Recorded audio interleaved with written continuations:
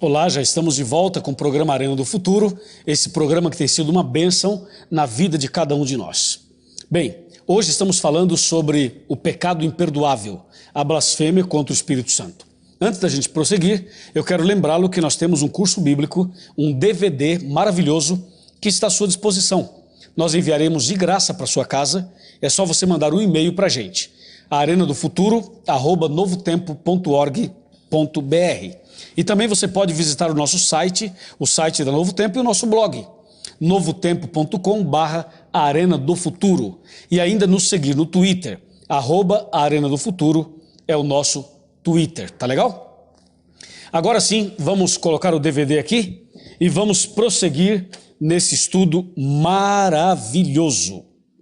Esse estudo maravilhoso sobre o pecado imperdoável.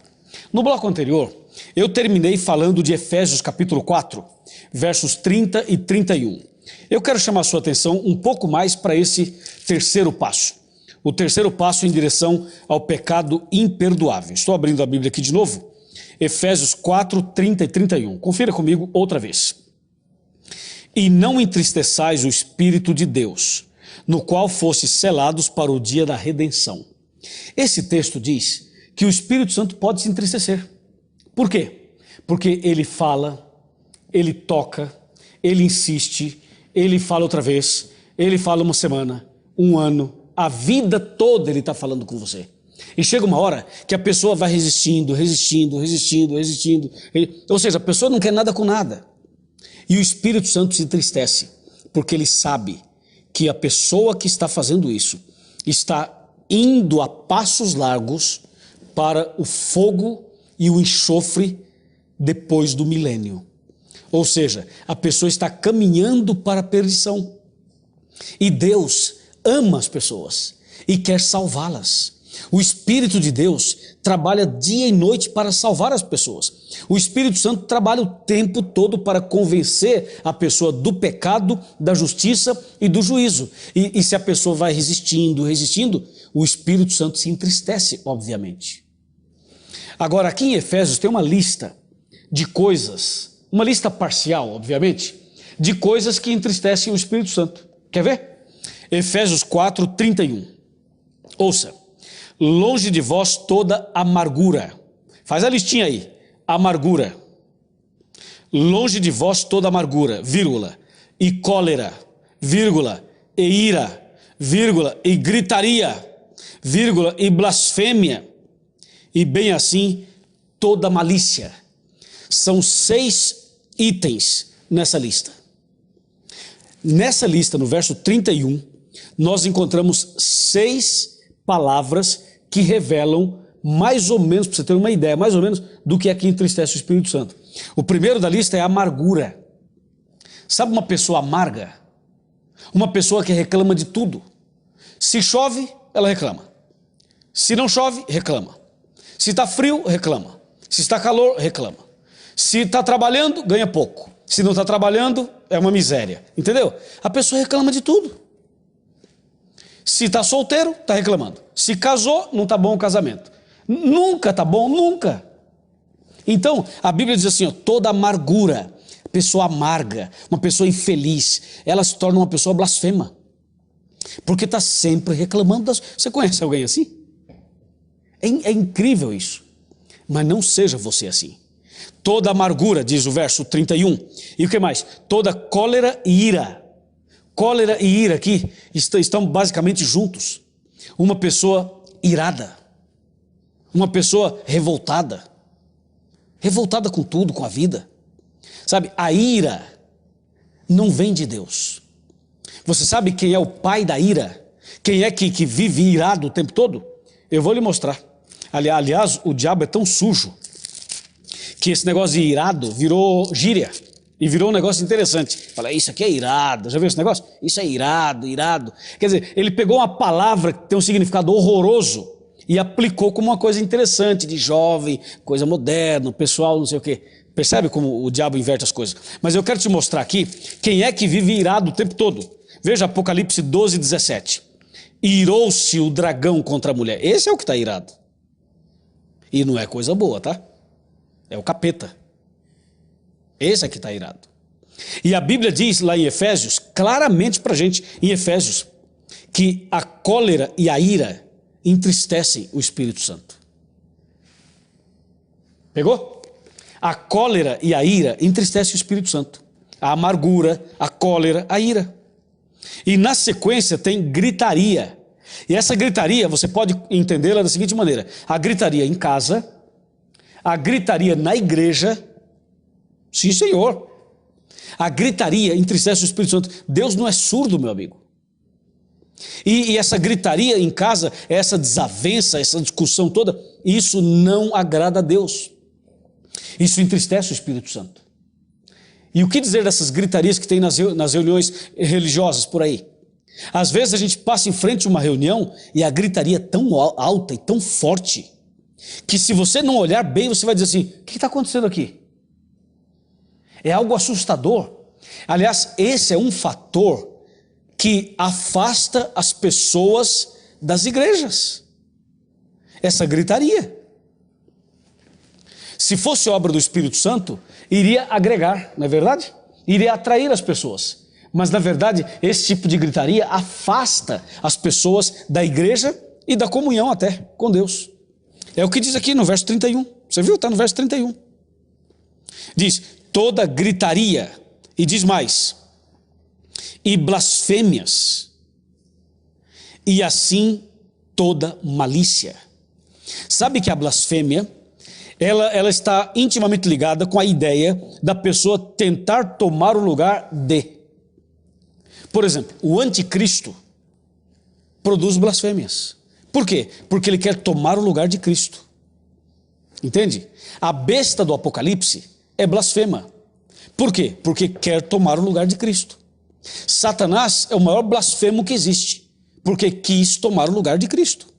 A blasfêmia está ligada a algum tipo de sentimento, de atitude, de postura que leva a pessoa a querer tomar o lugar de Deus ou querer viver como Deus.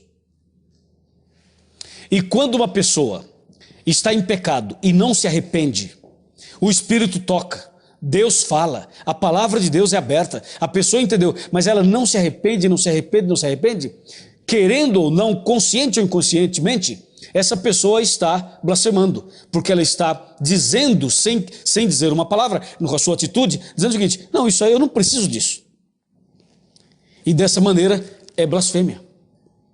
Assim a Bíblia, quando fala assim, blasfêmias, e fala, bem assim toda malícia. Mas falar em malícia é um negócio incrível, né? Malícia, gente do céu, malícia. Você já viu que todas ou quase todas as propagandas de televisão têm um duplo sentido? Já notou isso? Se o camarada vai vender pneu de caminhão, ele põe uma mulher nua. Para quê? Para ter um duplo sentido, provocar alguma coisa na pessoa, usando de malícia para tentar vender o produto. Então a malícia, diz aqui, toda malícia, isso também entristece o Espírito Santo. Entendeu? Por isso, Efésios 4, 30 e 31 é para nós uma passagem bíblica importantíssima. E aqui está claro que esse é o terceiro passo em direção ao pecado imperdoável. Lembra do primeiro? O primeiro passo é justamente endurecer o coração. O segundo passo é resistir o Espírito. O terceiro passo é justamente entristecer o Espírito Santo. E depois de dar esses três passos, a pessoa já está numa direção quase sem volta. Quando eu falo quase, é porque ainda tem volta. E falta o quarto passo. O quarto passo em direção ao pecado imperdoável está em 1 Tessalonicenses, capítulo 5, verso 19. Confira comigo. Está bem aqui, ó. Primeira carta de Paulo aos Tessalonicenses, capítulo 5, verso 19. É um versículo curto, uma frase só. Ouça o que diz a frase, ó. Não apagueis o Espírito. Viu? Não apagueis o Espírito. Por quê? Porque o quarto passo é apagar o Espírito. O que é apagar o Espírito? É não ouvir mais a voz do Espírito. Apagar o Espírito é não conseguir ouvir mais a voz do Espírito. Presta atenção, não é o Espírito que se afasta da pessoa. Não é Deus que se afasta da pessoa, é a pessoa que se afasta de Deus. Aí é que está o problema, aí que está a tragédia, a pessoa afastar-se de Deus. Por isso que Paulo, escrevendo aos Tessalonicenses, ele fala assim, não apaguem o Espírito, não apagueis o Espírito, porque Paulo sabia, Paulo sabe, nós sabemos, a Bíblia sabe, que esse é o estágio final, é o passo final, é o pulo para o abismo, é apagar o Espírito. Deixa eu exemplificar para você tudo isso contando uma história. Uma vez, eu estava numa cidade do Brasil fazendo evangelismo e conheci a história de uma garota. Vai vendo, a história da garota é a seguinte: ela nasceu no lar cristão, os pais são líderes da igreja, ou eram líderes da igreja, e essa menina cresceu sem nunca ter ido ao cinema, a uma danceteria, a essas baladas da vida. Nunca fumou, nunca bebeu, nunca fez isso. Nasceu no lar cristão, cresceu no lar cristão e ponto final. A vida dessa menina era escola, família, igreja. Igreja, família, escola. É isso. O passeio de fim de ano com a família, ali, uma vida cristã. Que para muitos é uma vida pacata, para muitos. Mas uma vida fiel a Deus. Só que um dia, essa garota, por influência de amigas, foi convidada a ir para uma balada, uma danceteria à noite. E ela resistiu, ela falou, não vou, eu sou cristã. O que vão pensar de mim? Eu não posso ir num lugar desse. Eu nunca fui. Meus pais, minha família, nós somos cristãos. Mas as meninas falam, não, deixa de ser boba, você precisa conhecer só uma vez, não tem problema, só hoje e tal. Insistiram com ela. Finalmente ela falou assim, tá bom, eu vou. Aí marcou para ir com as amigas num sábado. Só que para ir a essa danceteria, no sábado à noite, ela precisava tentar encontrar um jeito de enganar os pais. Porque se ela contasse para os pais não deixariam. Então o que ela fez? No sábado foi para a igreja, no sábado à tarde tinha o culto dos jovens, ela preparou sua bolsa, colocou uma outra roupa lá dentro e foi para o culto dos jovens. Só que antes de terminar o culto, ela saiu e foi para o shopping se encontrar com as amigas. Lá no shopping, trocou aquela roupa de igreja, de ovelha, botou uma outra roupa, que não é de ovelha, trocou aquela roupa, botou uma roupa diferente e foi com as amigas para a danceteria. Chegou lá no clube, lá no momento da balada, as luzes, o som, o ritmo, todo aquele negócio lá, a menina dura, não sabia dançar, não sabia nada, tá lá, durona, lá, parada. As pessoas dançando, vai dança, se solta, não sei o que e tal. E ela dura, não sabia dançar. E os jovens dançando, sorrindo, as meninas ali com aquelas roupas mais sensuais. E tudo aquilo para ela era novo. Ela se sentiu mal. Alguém falou assim, toma aí uma cerveja para você se soltar. Ela diz, não, eu não tomo. Então ela não bebeu, não conseguiu dançar, mas estava ali com o pessoal no meio da festa. Lá pelas altas horas da noite, ela saiu daquele local desesperada, com medo, chorando, arrependida. E voltou para casa. No meio do caminho ela dizia assim, pensava assim, eu vou contar para os meus pais, vou pedir desculpa e perdão para meus pais. Eu não devia ter feito isso. Estava arrependida. Chegando em casa, os pais já estavam preocupados, porque ela sumiu e não disse para onde iria. E ela se lançou nos pés dos pais e disse, pai e mãe, me desculpa, me perdoe, eu fiz uma bobagem, eu fiz uma loucura. Isso, pai, o que você fez, filha? E ela falou, não, eu fui para uma danceteria, para uma balada, me senti mal, me perdoe, não briga comigo e tal, não me põe de castigo, aquele negócio todo. E os pais falaram assim, não, filha, fica tranquila, você está arrependida, você viu que não é um bom lugar e tal, fica tranquila, vamos orar, está tudo certo. Os pais perdoaram, oraram, acabou, passou. Aí veio o domingo, ela ficou em casa ali com a sua família e na segunda-feira foi para a escola. E na escola o assunto era esse. E as meninas falaram assim, e aí? Ela falou, não, me senti mal. Mas as amigas insistiram, vamos sábado que vem de novo. E ela pensou, até que não foi tão mal assim, né? Meus pais não brigaram comigo, foi tranquilo. Eu acho que eu vou de novo. E foi a segunda vez. Nessa segunda vez, ela foi, já bebeu uma cerveja, o pezinho já começou, pezinho ali, começou ali, entendeu? O pezinho, aqui. Já deu uma balançadinha já, Já começou? Não sabia dançar, mas começou. E quando voltou para casa, já mentiu para os pais. Entendeu? Vê a diferença? Agora ela já não estava tão arrependida assim. A consciência pesou, mas não estava tão arrependida. E não disse para os pais, eu fui para a balada. Ela mentiu, falou, não, fui na casa de uma amiga, não sei o quê, e mentiu. No outro fim de semana, foi de novo a balada, a danceteria. E foi e já estava mais à vontade, já arriscou uns passos, já bebeu mais, já começou a querer ficar com os meninos. E voltou outra vez, e voltou, e voltou. Resultado? Ela se apaixonou por esse negócio. E as músicas agora eram legais, as pessoas eram maravilhosas, a bebida era boa, tudo era legal. E quando ela ia para a igreja, sabe o que acontecia? Quando ela ia à igreja, a igreja era chata. Sabe como é que é? Essas músicas da igreja, que música chata, que povo brega. Esse povo, ó, que povo estranho. Inverteu os valores.